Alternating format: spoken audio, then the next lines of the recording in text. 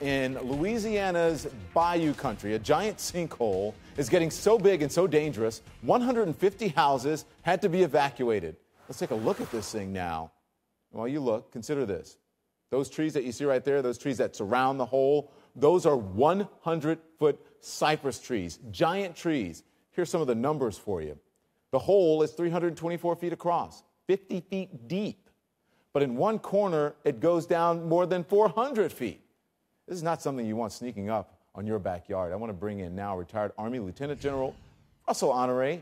He helps us understand these potential disasters. He's in Baton Rouge now. Okay, General, any idea what is causing this thing to suddenly start growing? Well, Don, that is the big question. And this is turned out from curiosity and concern by the people in the community near Viacorn to seeing bubbles and having tremors going back 2 to 3 months ago to now what you see is a sinkhole. And from a point of curiosity, this thing is now turned into a major science problem to figure out using good science what's causing this sinkhole to occur. Okay.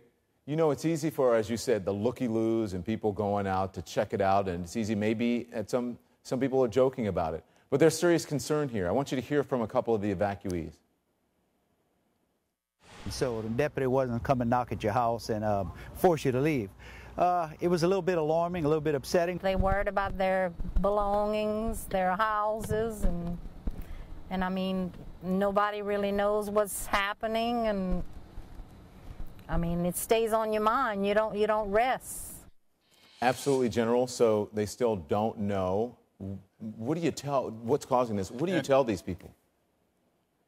And Don, that's a lack of confidence right now that the local people are having with the information they have not received from Texas Brine, the company that's responsible for the nearest salt dome to this incident. The other piece they don't know is there are about 12 wells, some of them active, some of them inactive, within the vicinity of this sinkhole.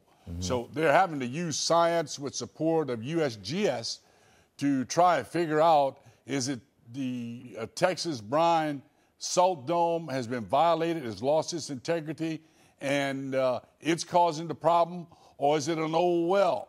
Now, the problem we have in Louisiana, we've got about 13,000 these abandoned wells throughout the states that still need to be mitigated because they are polluting parts of the state of Louisiana, and that is between Big Oil, our biggest employer here in Louisiana, and the government of Louisiana, working through the legislature and working through legal channels. That is a bigger issue, but this is indicative of what the problem really is in South Louisiana now, is for DEQ, Department of Environmental Quality, and the DNR, the Director of Natural Resources, to figure out what's going on. Strangely enough, our Director of Natural Resources resigned yesterday. Oh, my goodness. So the official who's calling this a potential catastrophe, not exaggerating, General? Not exaggerating, and the statement from the DNR office is that his resignation is not related to the incident. This is causing confidence in the people, and these are good people. They're survivors of Katrina, Rita, as well as the BP oil spill affected their area.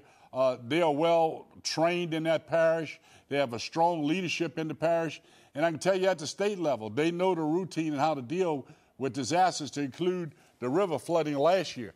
But the people there have lack of confidence now in that company, as well as the DNR office, which is a state agency that covers policy. And right now, the DEQ, the Director of Environmental Quality, has put out sensors and has established a red zone around this sinkhole because they're concerned about the quality of air that's coming out of that sinkhole. All right. General, thank you very much. 320 feet across, 50 feet deep, and 400 feet down from one corner. Amazing. All right, General, thanks again.